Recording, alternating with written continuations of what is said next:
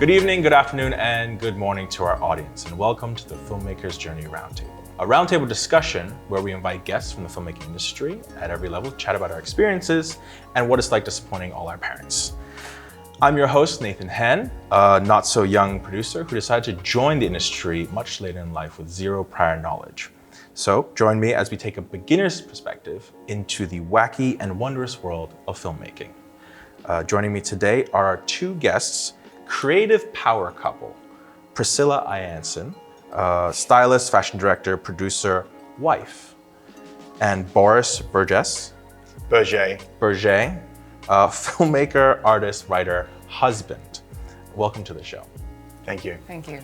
You guys are both founders of the production company Mediam Rare. You spelled medium wrong. Yes, so it actually started as a production company, but now we function more as a full-service creative agency.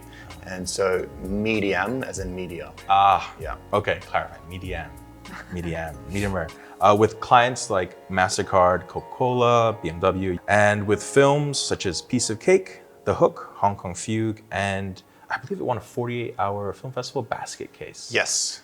Yeah, welcome. So one of the first questions I always ask all the guests is, what is your favorite film of all time? Is it okay if I say something, just put something out in the open? Yeah. That's a bit off script. Yeah. So I'm actually wearing my filmmaker's underwear today. Oh. Yeah. Oh, wow. So Okay. you know how directors have like the director's beret or flat cap or a scarf to signify that they're a filmmaker? Well, I actually, and you don't know this about me, I actually have specific underwear that I wear whenever I'm talking about something film related or doing a pitch for a client or proposal or on set.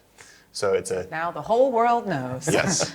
So the underwear, it's got a silver streak on the top band, which represents the silver screen, and it puts me in the right frame of mind. Interesting. Do you have like a moment before when you put it on and you like look at it and like, I'm ready? Or just knowing that No, but I actually have distinct underwear for different occasions. It's all about the underwear.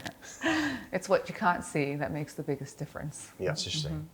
Do you ever, if you like accidentally mix it up, do you like get thrown I off? am quite superstitious in that respect. So like I have particular underwear for specific occasions, and different types of contexts.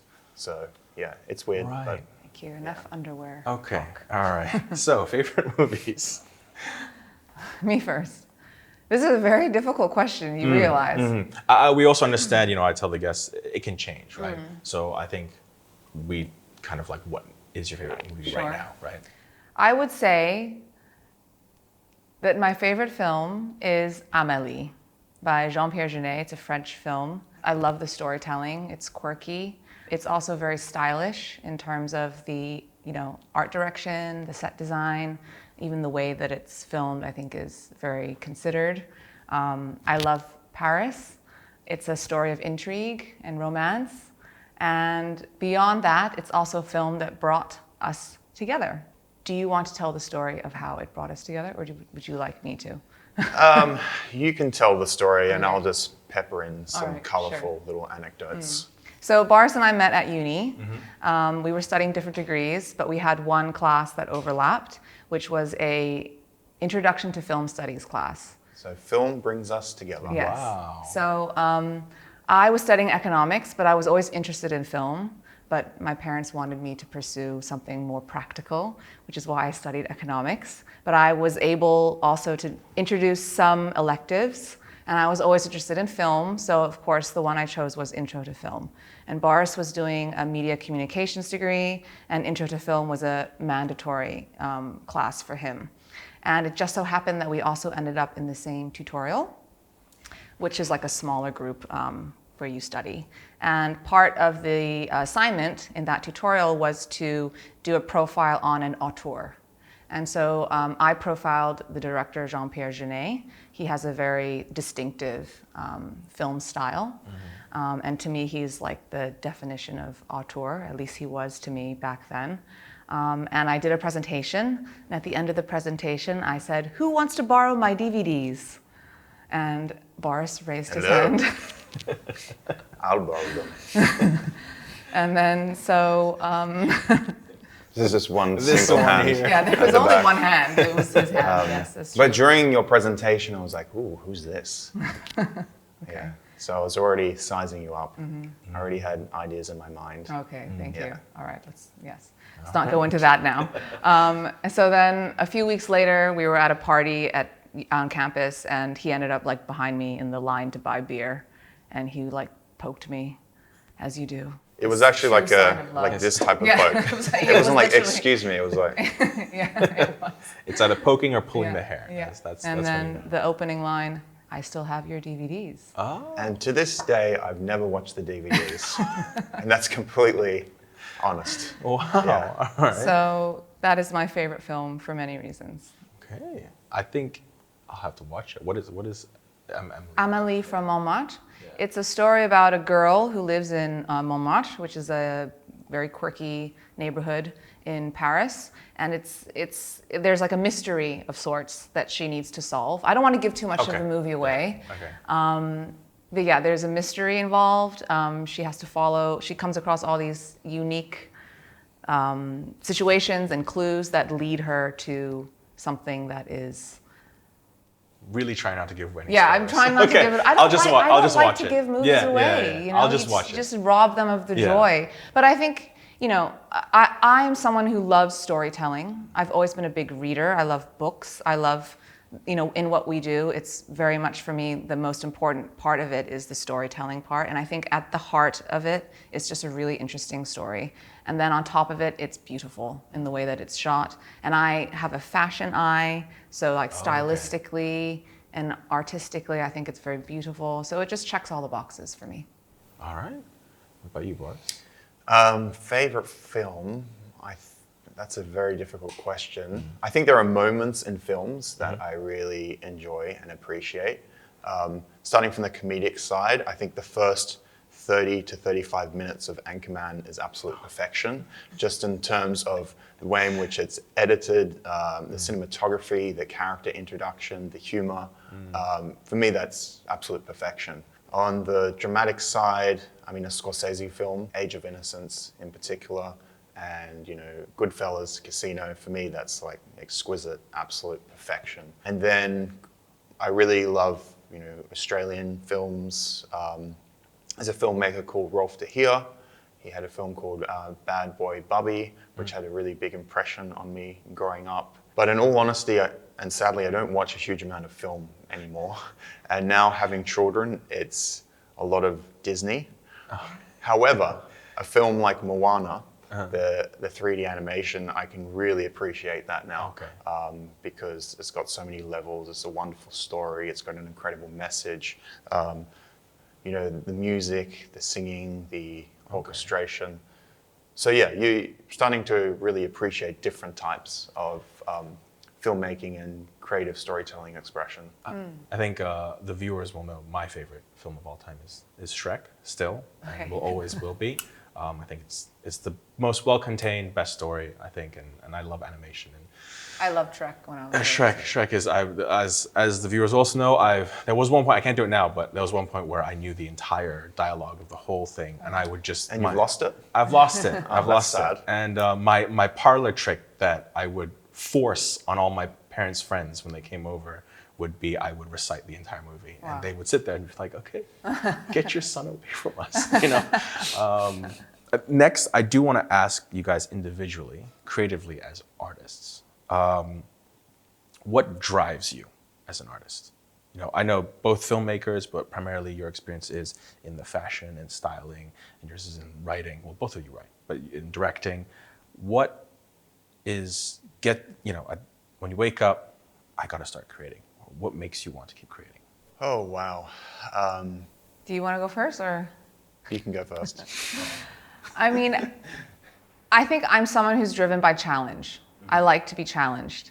So that can be any type of creative challenge. I don't want to do something that I can do easily or do with my eyes closed. I am not interested. So I like to do things that I feel like I can't do and then prove that I can do them. I'm a very competitive person, and I'm most competitive with myself. I always want to do better. And so, Yeah, I love it when someone approaches me and they say, can you do this? And my first thought is, oh my God, I can't do that. I love that. And then I love being able to prove to myself that yes, not only can I do it, but I can do it, like I can kill it. Like I'm gonna be amazing at this. That's what drives me creatively. Yeah, to build off Priscilla's answer, I think that each project for me represents a different challenge. I've done quite a variety of genres and styles.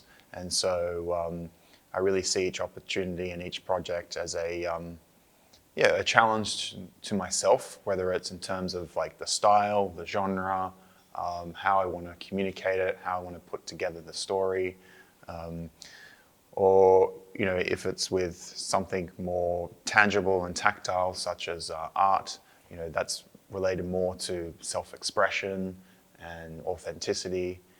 With comedy, it's really about shared enjoyment and the camaraderie of coming together and having that experience. In particular, like I started making short films and sketches from the age of 11, like experimenting with my father's Handycam. At high school, we had a high school film competition. So every year, a group of friends, we would write, script, shoot, edit, perform, and make little contained short films for the film festival. So my love of that process started from a very young age. I see filmmaking very much as a grammar, it's a language.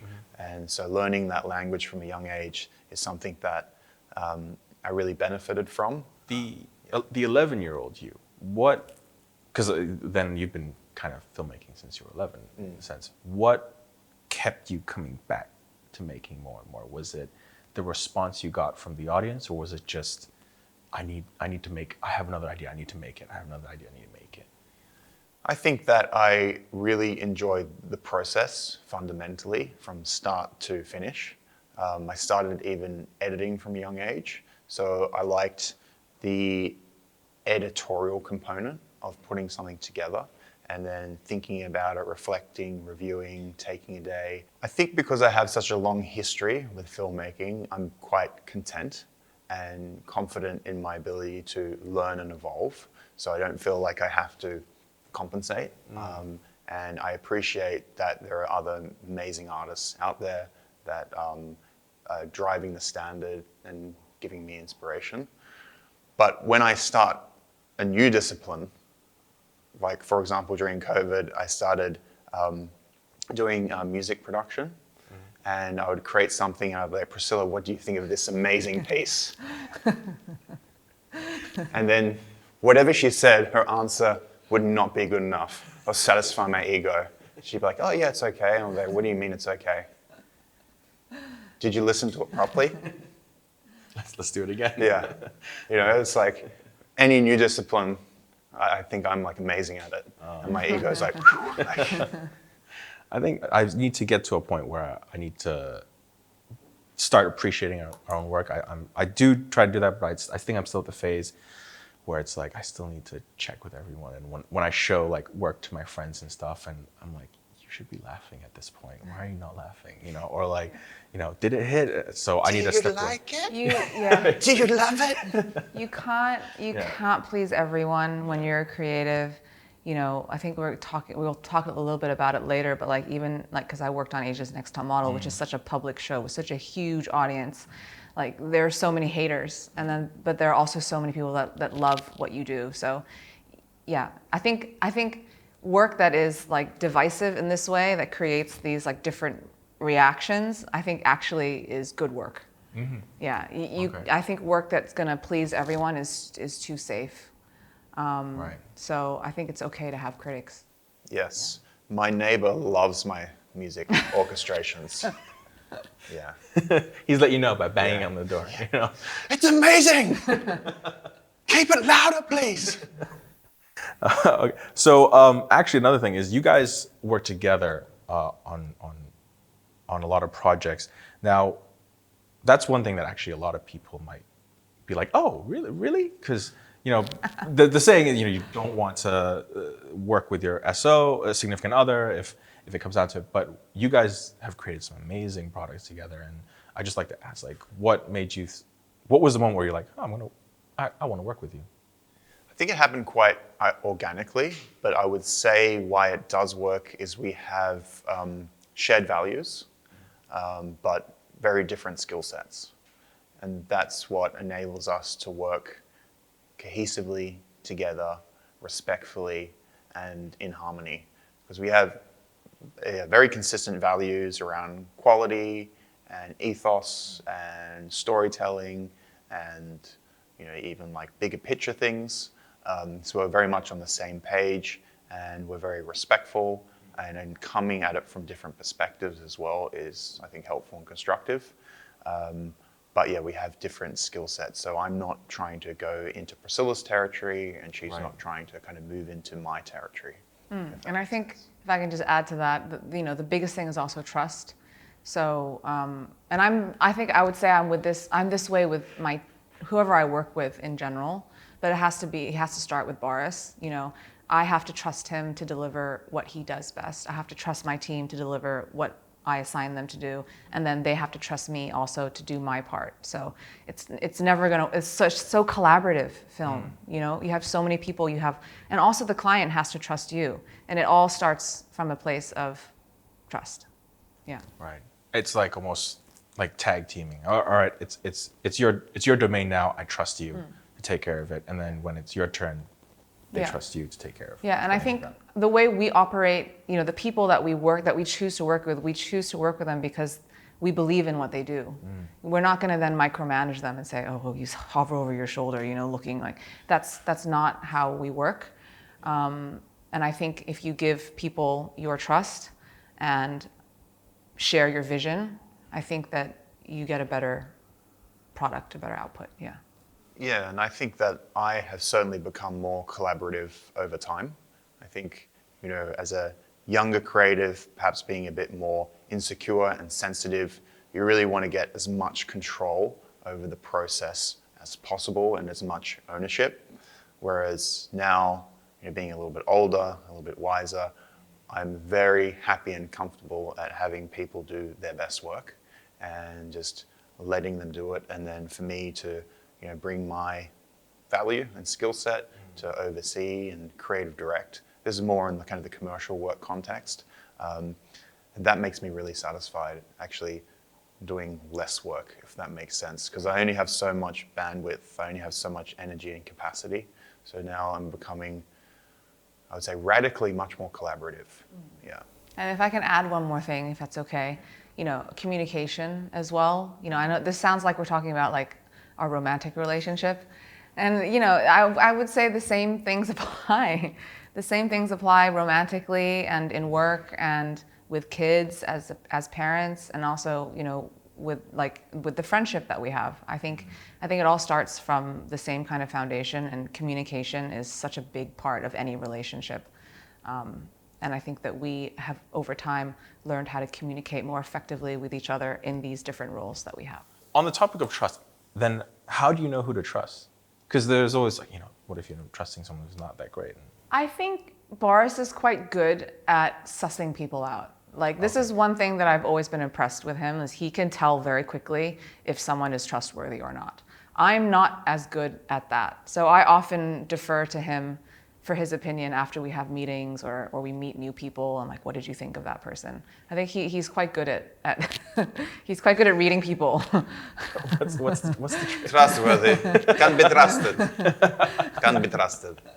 So is there a trick to it, or is it just your gut? I think, it's partly intuition and pattern recognition to a certain extent, and I think you can tell someone's genuine, operating on the level of intuition and just feeling and what someone brings to the table, previous experience. Are they honest? Are they collaborative? Are they genuine? And yeah, I think people can give nonverbal communication or signals as to whether they're being truthful as well.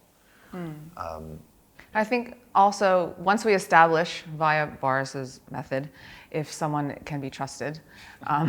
This is weird. This is a whole process, a gauntlet that you have to go through. No, all I want to say is that I think trust starts with respect. If you show someone respect for what they do, you give them that respect and you hand your trust to them, I think most people will not want to let you down. I think most, as long as they pass Boris's test. Yes. So I will be sending people your way just to be like, hey, is this guy trustworthy? What do you feel, Boris? And I'll run them to the gauntlet and then we'll... Not trustworthy. No. Okay. Next is, I do want to ask, with all these projects under your belt, which one has been like your favorite, the best one to work on? I mean, all of them are amazing, I'm sure, but which one does really just like love working on? I think for personally, Yeah. I think doing The Expats, which was a satirical comedy web series. So this is a message to all you bloody weekend wankers that come to Llama Island on the weekend and completely ruin the vibe of the place. We don't want you here. We call you banker wankers, or that's what he calls you, so I call you that too, because we're friends. Not like you guys. You're not our friends. You need to stay off our island. Exploring expat culture in Asia was really enjoyable and fun and collaborative. A lot of hard work. But then I would say I'm really enjoying, what we're doing now, operating as a creative agency and doing the commercial work. I just think I'm experiencing different aspects of that. Being more of a creative entrepreneur and business person as well. Because when I think about my own development, you start as a craftsperson. So that's a filmmaker or a cinematographer. You have your particular craft. And then the evolution for me has been to be more directorial and then creative director and now business owner and really exploring those possibilities. So I think creativity is a broad concept, but it can be applied across many different roles. And I haven't really tried to box myself into one particular discipline, if that makes sense. So you enjoy the branching out. You don't. Yes. Do you ever miss the simplicity of that one craft? No. Okay. I do, I even started, very hands-on from shooting and editing, but now I enjoy more the overseeing role. I enjoy the pitching aspect of what we do. I mean, the framework in which I see what we do now commercially is we're in the business of selling, promoting, and branding products and services and using film or video as a storytelling tool. So having that focus really makes what we do much more specific, and there is creativity involved, but it's really the art of figuring out what the client wants and how to best creatively achieve that vision strategically. But fundamentally, you're always selling, promoting, and branding that particular product or service and not losing sight of that. So yeah, I'm enjoying that aspect of what we do at the moment. And then the other projects represent different kind of goals. Okay. What about you, Priscilla? I would say my favorite project is always the next project. Oh. I am not someone who's sentimental about my work. I think once I finish it, I move on. And I want the next one to be better. And that will be my favorite. And I think if I can just elaborate a little bit on that, and Boris touched upon it just then, is that as a creative agency, we're in the business of pitching. And actually the pitching part of it, which is often not paid because you're pitching, is actually the part where you get to be the most creative and have the most creative license and freedom. So that is what I enjoy the most. Because once you win the project, oftentimes you win based on your pitch, but then the client doesn't actually execute your pitch; they execute something entirely different. And so it's such an ironic way of how it turns out, but that is the case. And so most of the creative really happens before you even win the gig. That's so interesting. That's actually, I did not realize that, but that's actually true. When we have a concept, we pitch to our clients, we go wild. We think, we really try and, we research the brand, we do everything, and then we think of the best thing possible, and then we get pushed down by budget or no, we don't want to do this, it's too slow, things like that. That's super interesting. We are truly the most creative in the pitching phase. Yeah. It's where we get to run free. Yeah, and that used to really frustrate me. I get so mad. I'm like, oh, we pitched this concept, it was so good, and look what it is now, And I had to give that up, and I had to really reframe the way that I think about my work and not be let down by every project, and just reframe to just really focus on that creative process and enjoy it, and realize that that's where the fun happens, and then kind of let go a little bit after. You have to slowly like stab your project every now and then a little bit, you know. What we love most is there's like clients who are like, you have to say, there needs to be this line in the script that says triple accredited. You have to put this, we have this, we paid so much money for this, you have to say it. And we're like, okay, it doesn't fit the script, but okay, we'll do it. You know, but that's super interesting. I do want to hop onto, because I do want to talk about one of your big projects is Asia's Next Top Model. I kind of want to know, you know, I love watching, Love is Blind. I try to stay away from it too much because it's like, it's so addictive. So I just try to do like one series, one show, like a year or something. And I spend a lot of the time actually looking at how the production works. Like I'll be like, how they like that, how they mic it, how they're editing this. Clearly she's not responding to what he's saying. They're jamming two clips together or something like that. I want to ask, how does a reality show set differ from like a film set that you've done? Oh, well, yeah, it's completely different. I mean, the thing about, Love is Blind is a different beast entirely. There are so many cameras, and like they're hidden, and then you have also visible cameras and production teams somewhat. But they really operate on a model like trying to be as like least visible as possible. Whereas with Asia's Next Top Model and that format, everyone's aware that there are cameras following them. Yeah. And the show is very structured in terms of, you know, each episode has a challenge, a photo shoot, and then a judging. So how we typically, you know, set those things up is that you shoot one each day. So you shoot the challenge one day, and then you shoot the photo shoot one day, and then you shoot the judging the next day. But it all looks like one day when it's presented on TV, but it's not one day, it's 3 days. So there is, you know, drama that, you know, seethes below that they want to give time to explode, you know, where and when is best suited for the story. Because there's a story producer, and then there are executive producers. So the story producers are usually assigned certain contestants, and they are, as they go, they're kind of crafting the storyline of the contestant, basically. Are they whispering in their ear? They do not whisper in their ear. Okay. They do not whisper in their ear. It is all unscripted, but it's a format. So they call it, you know, scripted reality television, because there is a format, so there is a script, but what the contestants say is not scripted. So I've always suspected, correct me if I'm wrong, is like when two contestants, they say something, right? There's like breaks. I assume I've been told there's a lot of like breaks, a lot of sitting around. The story producer will be sitting with the contestants, and they wouldn't say anything. They'd be like, isn't it weird that she said something like that? It's kind of weird, isn't it? Yeah, no. So I think it depends again on the show that you're working on, and I'm sure that there are shows where that happens. Like, did you ever watch that series Unreal? No. Okay, it's bananas, but it's also like real. Oh. So it's a show about a producer. It's like a behind-the-scenes look at a Bachelor type show, but it's dramatized. It's fascinating. I suggest you watch it if you're interested, because you think that some of the stuff that happens in the storyline of the show was like, that couldn't possibly like be real, but I know for a fact that it's all real.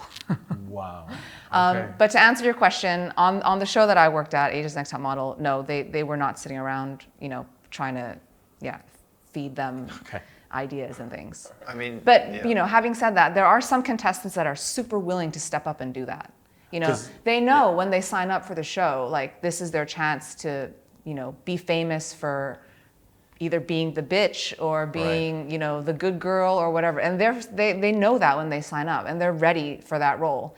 And so, you know, a lot of the time, and I won't say who, of course, but like there are certain contestants on the show that presented themselves a certain way on camera, but were very different off camera.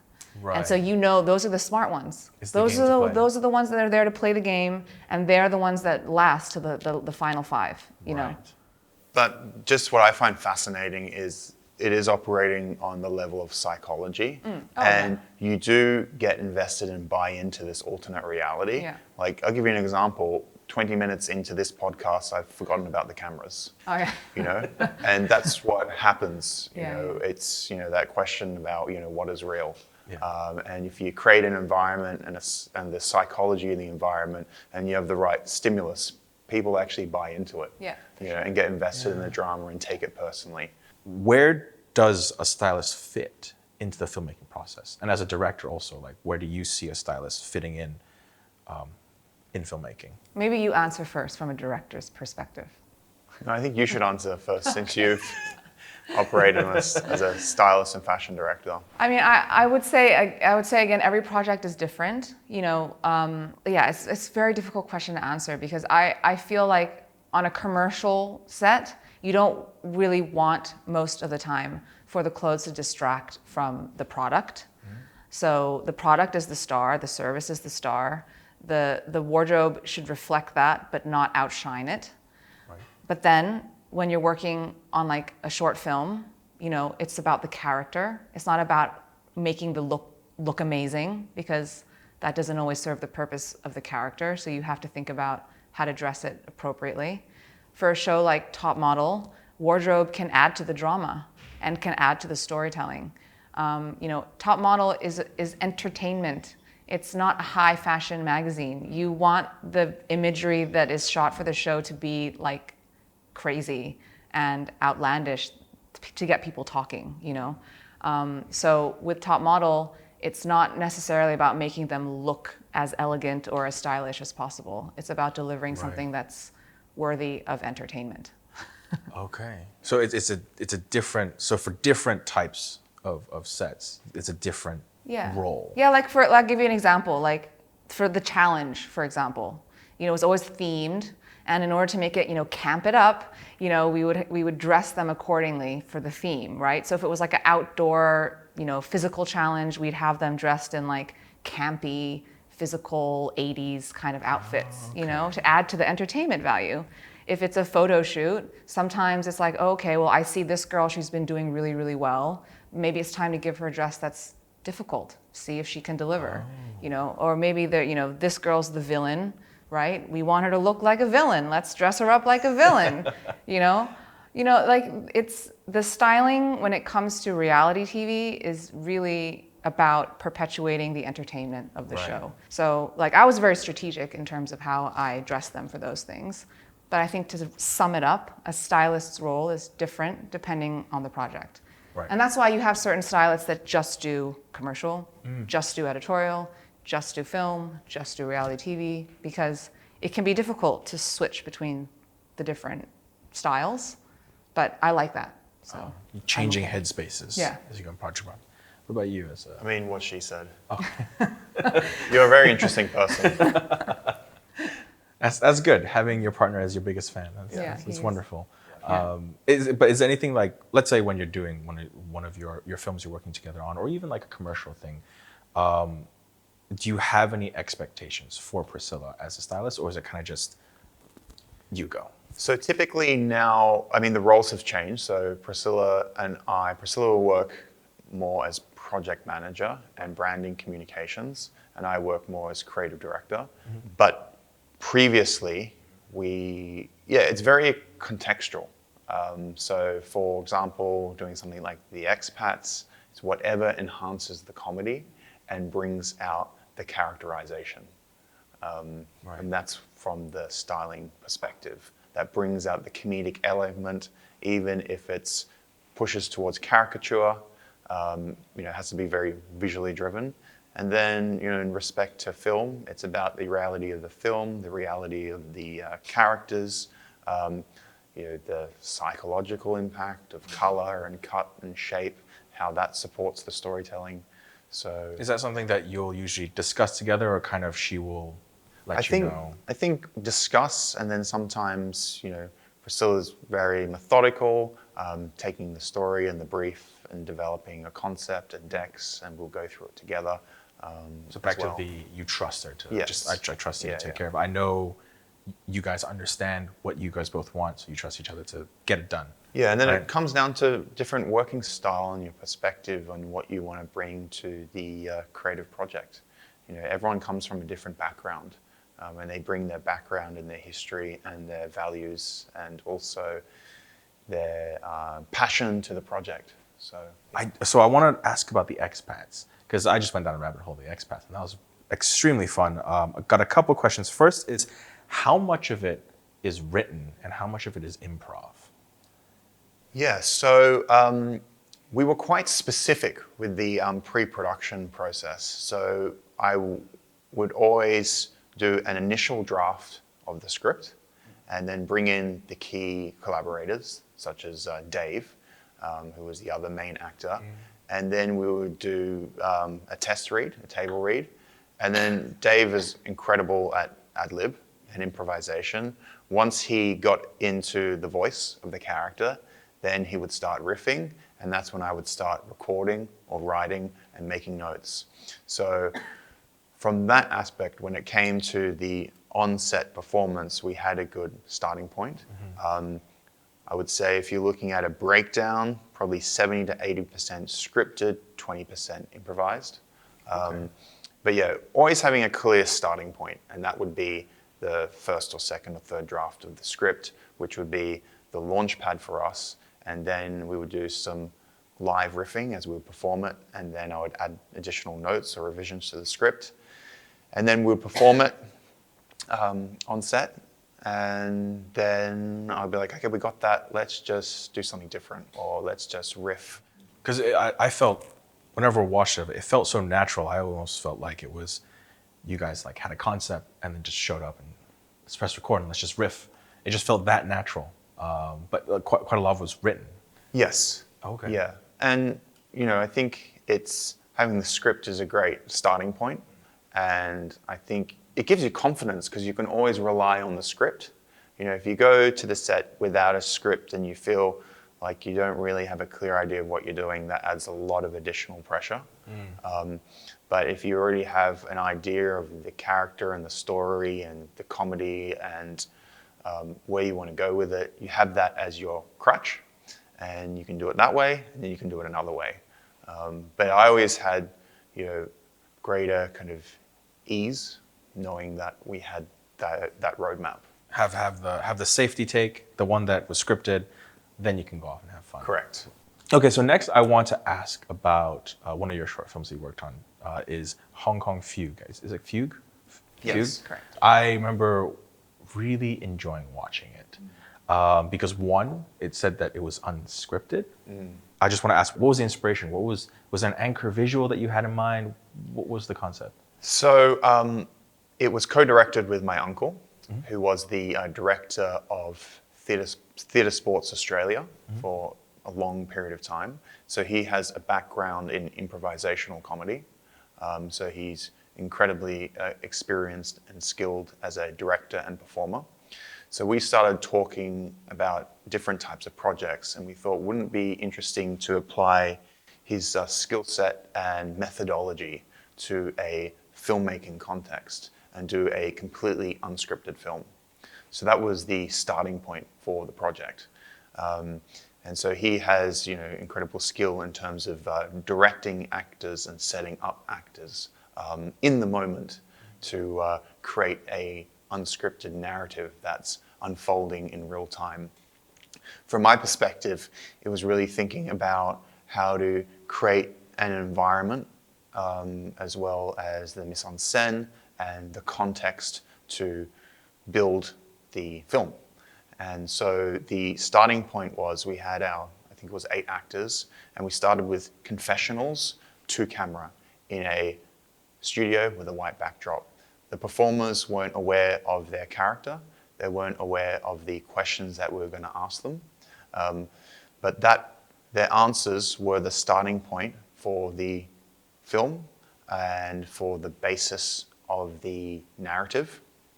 And then we put them into environments that related to their interview / confessional. Could you sell this? Oh, I don't know, but I do love it. Come on, of course Look you at can. it. It's great. Black Rip it and off the white wall, monochrome. put it in my house. What would it I'm look full like? of color, right? Oh, God, yes, I know, okay, but, fine. You know, I don't think I could sell it, though. She tells me she's into all of this stuff. I get it. I get your art. I understand where it comes from. I can feel it, and yet it's bullshit. There are thousands of artists out there. There are thousands of actors. There are thousands of people who want things to happen for them. But they don't have enough focus to get these things done. We just experimented a lot in terms of how to develop it visually. You know, one of my concerns was because it was unscripted and a improvised film, how do we make it feel believable, and how do we make it feel interesting and artistic? I didn't realize that it's interesting to hear that the confessionals came first. Correct. Because that felt like you guys already fleshed out the story, and then everything came back. Confessionals came first. The way in which we approached it was a little bit scientific and forensic, you know, almost in like a laboratory. And, you know, we had the questions in advance. We had some idea of potential character trajectory for the film. The actors weren't aware of it, and we were kind of like puppeteers orchestrating the performers. Right. And they really enjoyed it. Yeah. And I think the actors trusted you because you had done so many acting workshops Correct. together with them. So I think because they trusted the process and they trusted Boris and his uncle, I think that's why you were able to get that outcome through Yes, the process. precisely. So the actors that we used for the production, I used to host acting workshops in Hong Kong, where we would do a lot of scene work together. So I already had like a core group of actors that I was very familiar with, and they, you know, understood my perspective. And then with Marco, when he came to Hong Kong from Australia, we actually set up some improvised theatre workshops as well for the actors to warm up and kind of condition them for the experience that we were going to create for them. So they didn't come in entirely cold. Yeah. They already had some opportunities to warm up, do some scene exploration, different improvised performing activities. And so they already had a sense from the psychological standpoint of what was coming and what would be the framework for the creative process. Not too dissimilar to reality TV. Yeah, for sure. And you guys both co-wrote it. How does that work when you co-write? Because, you know, what I've heard is writing is like the loneliest process, right? Whenever I write things, I'm just sitting there by myself. I maybe bounce ideas, but that's it. I kind of just tuck away and run away and hide in my shell until I come out for the table read with everyone. Is it easier with a co-writing partner, or do you kind of like, how does co-writing work? Yeah. Well, I think, you know, we're both very collaborative people. Like, we like that. So I think that's why it works for us.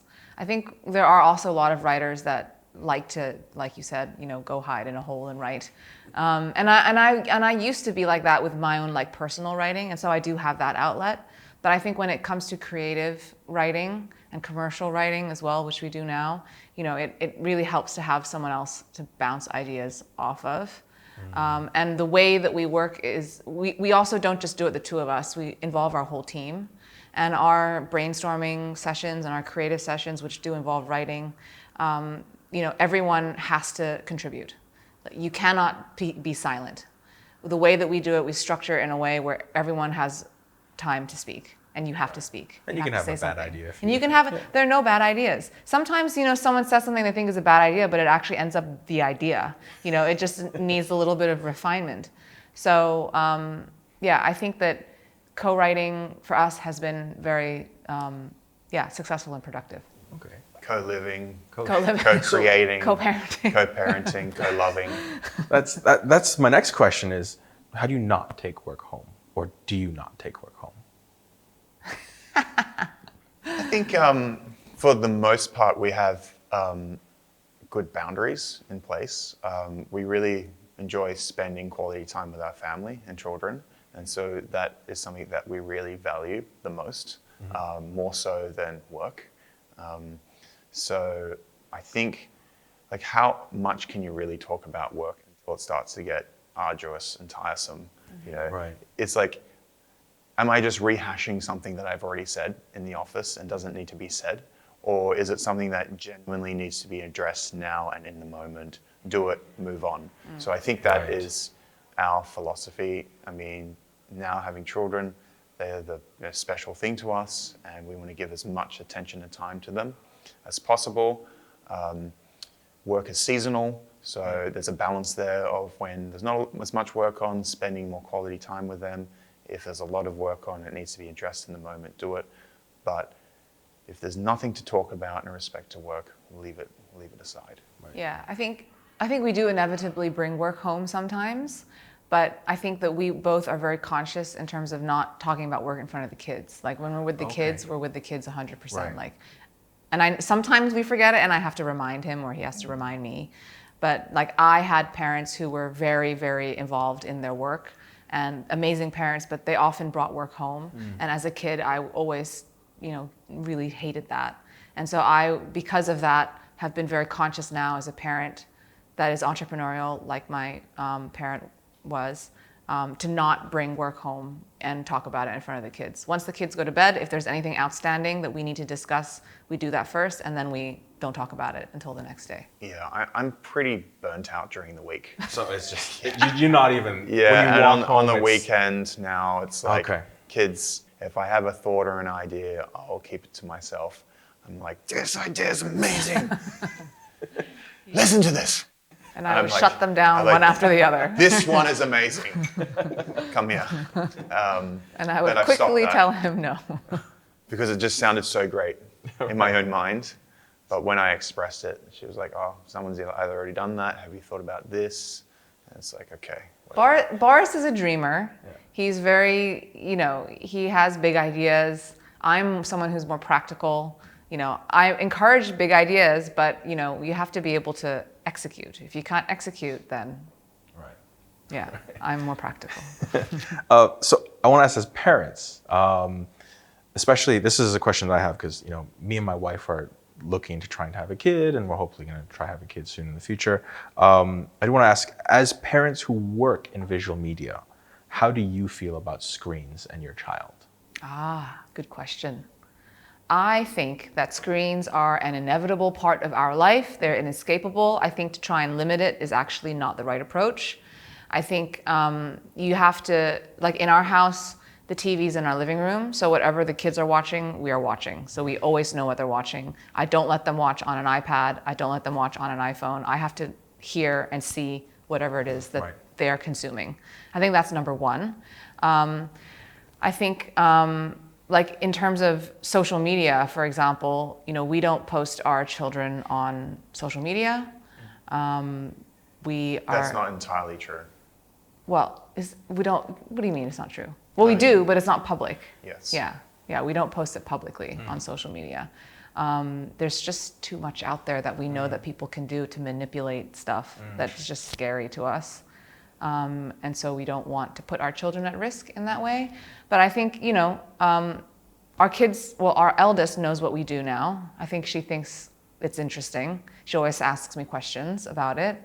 And so I think for me to tell her, not to watch movies or not to watch shows, I think would be a little bit hypocritical when that's the work that I do. It's just a matter of picking and choosing and making sure that she's watching things and consuming media that I'm okay with. Right. And also doing other things. It's all about balance, Right. As long as she's out in the morning, running around, being outside, enjoying nature, at the beach, trampolining, whatever it is, I'm okay for her to come back in the afternoon and watch a movie. Right. Balance. Okay. Yeah. Are you, Boris? I'm satisfied with Priscilla's response in respect to this question. I I don't need to elaborate. You'll find with parenting that he just defers to me most of the time. Right, nice. Okay. Because I also feel like, how can I tell my kid, hey, stop scrolling on YouTube Shorts when I'm sitting in bed scrolling through YouTube Shorts, just consuming. So I'm trying to I know that, when I start getting the process, when we have a kid, I need to also distance. Do you find yourself needing to distance yourself from that as well? Just set a good example? Yeah, I mean, I think when the kids are on the screen watching TV, I will be doing the same probably on my phone because sure, they're watching Moana for the 100th time. So, I'm on my phone doing my thing. But, when I'm with my kids, I have my phone, in my pocket, but I'm not on my phone. Right. I definitely know the negative impact that can have if you're with your child and you're not giving them the attention and you're giving your phone the attention. I know how bad that can be. And so I'm very conscious about not doing that in front of the kids. Right. Yeah. Time and place, right? Yeah, time and place. Okay. Would you support your child entering the creative industry, knowing what you know now? Because, it's not like studying economics and then going into the Big Four and then slowly building up to associate, whatever. It's an immense amount of work and an immense amount of luck, time you put into yourself. It's a lot more work than people put it out to be. If your kids grow up and say, hey, I want to be in the same industry, would you recommend it to them? Or would you be like, hey, explore the options?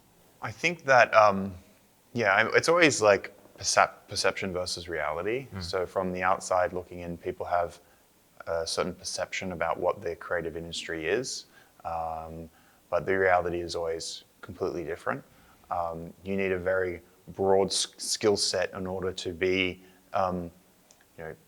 successful and productive in this industry. It's not just about talent or creativity or technique.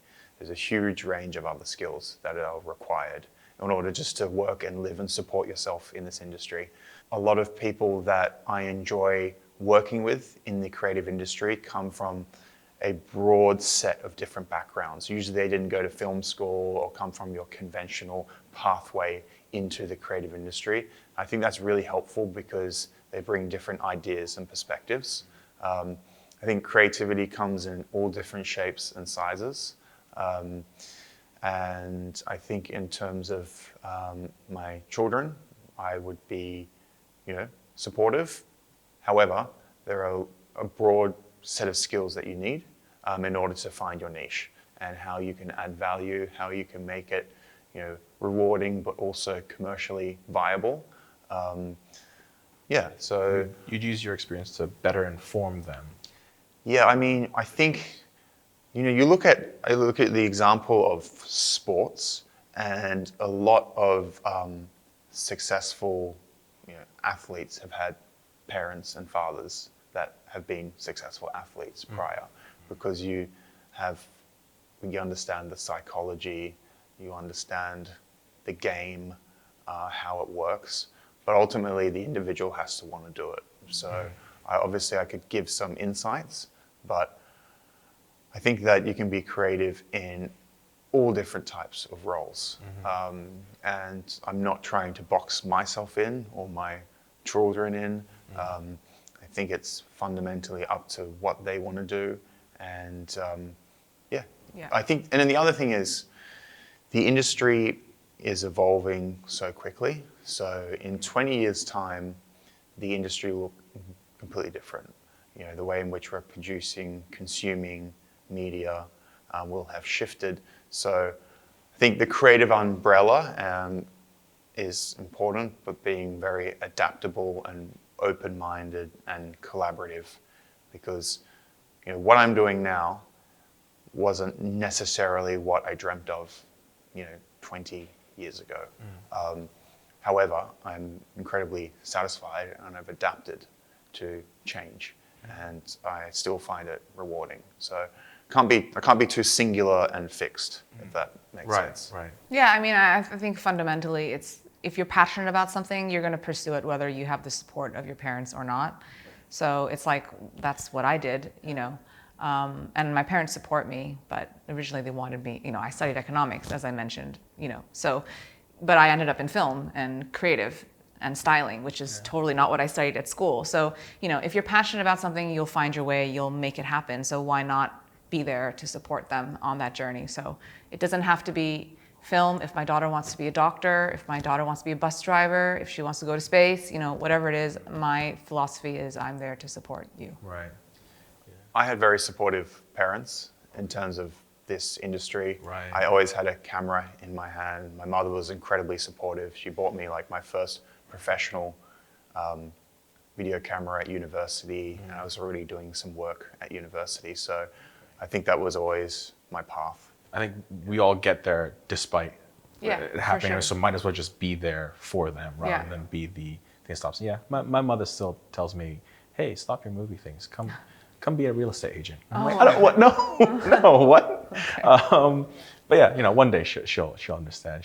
I think the moment will be when I win my 12th Oscar. That's when that happens. 12, wow. Yeah. But yeah. So final question. About kids is does having a child change you creatively? Yes. Yes. Women's answer first. Oh man, I think, yeah. I mean, it's like the most creative thing in life is to create a child, like to be able to create a human that is growing and learning and saying all sorts of amazing things every day is like just so constantly inspiring to me. It's like if I can do that, then I can do anything. Like she is my kids are my pride and joy. They are literally like physical manifestation of creation, and I derive a lot of like strength and energy and like creative spirit, I think, from just being around them. I think being around children is like very energizing. Like our children are draining in many ways, but they're also super like energizing and inspiring and drive me to do better and be better and create more. And sometimes they do things, because they're kids in a way that I wouldn't necessarily think of, and that can also inspire me creatively. Right. So I think having kids makes you exponentially more creative, for sure. Okay. So the male answer. I think your source of energy and motivation shifts because suddenly the world is not about you anymore. So purpose for creating and producing has shifted because you have a family to look after. So that has made me probably more driven and more motivated with this. I guess it's quite primitive in the sense of you actually have to provide for a family now. I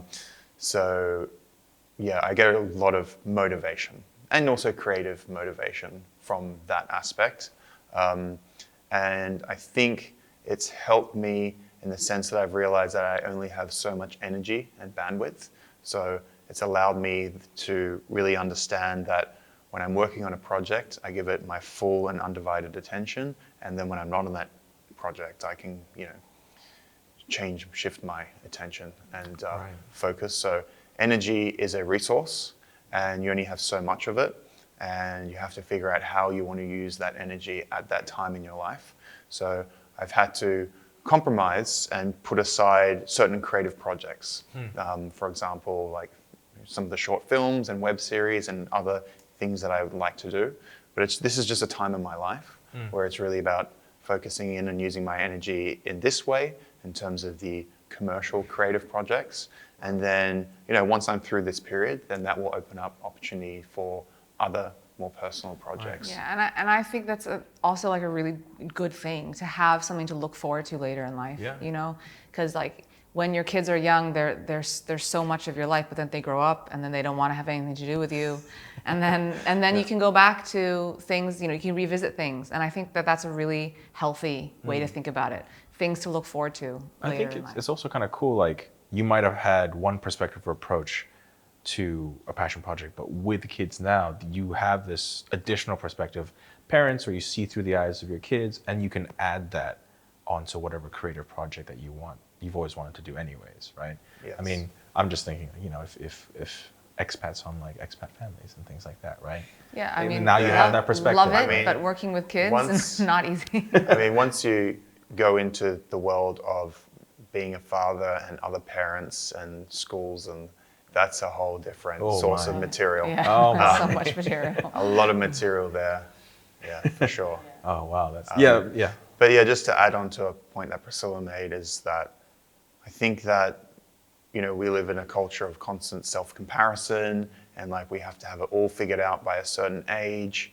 Like I have one staff member that's always wanting to know how old someone is. Yeah, first question, how old is this person? Because they want to compare notes on where they are in their career versus where they are. So it's like, I really think that age is just a number and this is a journey, and have fun and experiment and explore. You don't have to do it all right now.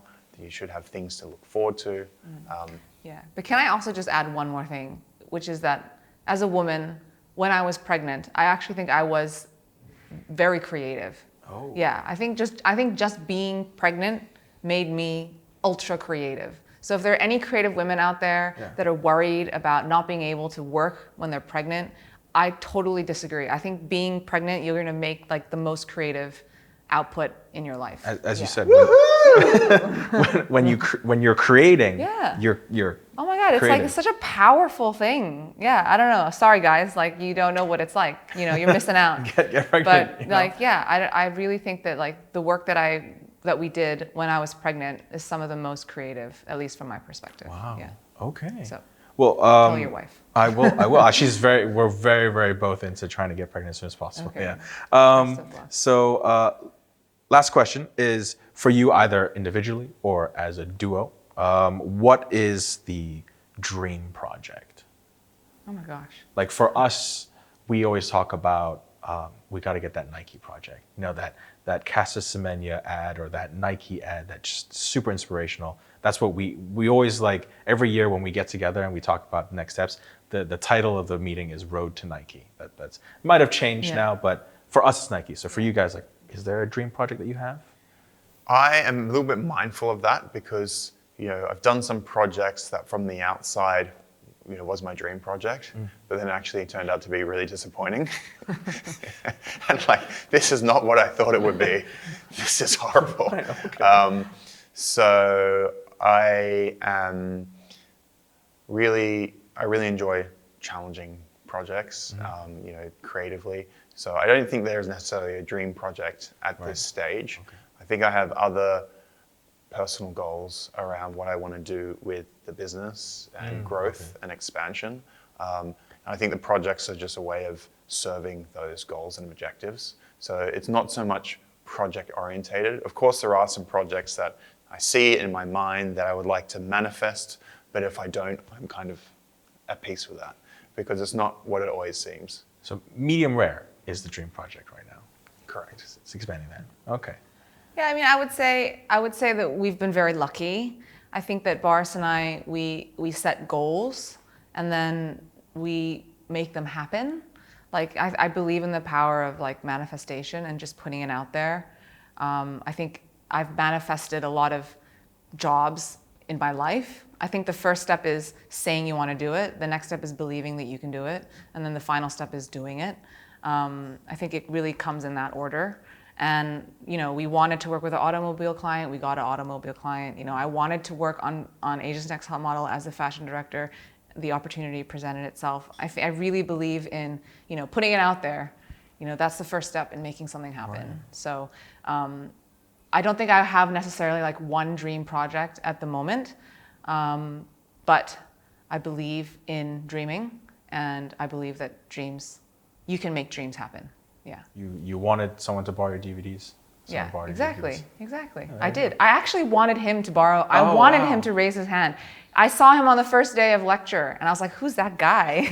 And then he was in my tutorial, and I was like, "Wow, this never happens. The cute guy's never in my tutorial." So, you know, like manifestation. I believe in it. Yeah.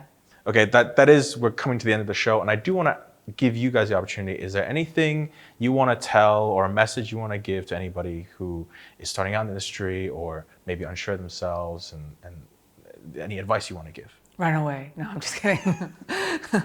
No, I would say, yeah, do it. I believe in this industry. I know so many people are like doomsday talking about AI is going to rob our jobs. Like, I don't fundamentally believe that at all. I think we can use these tools in a way to like make what we do better. I think that there will always be a good place for quality storytelling, quality filmmaking, quality design, quality photography. People will pay top dollar for something that is bespoke and done well. That's not going to go away. AI can't do that.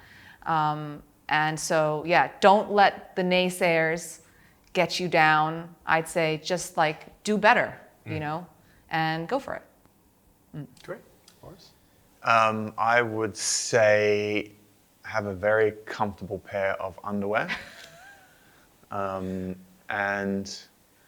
yeah, just live life, man. Just that's great. Love and collaborate and just get involved. All right. Get involved. It's great. It's great. Well, that's all the time and questions that we have. Thank you. Thank you. Thank you. I want to thank our guests taking the time to come on the show. I want to thank the crew who made this all possible. I'd like to thank our sponsors, The Hive, for giving us the space. And as they say in the film industry, that's a wrap. See you next time. This is Nathan Han from the Filmmakers Journey. Good morning, good afternoon, and good night.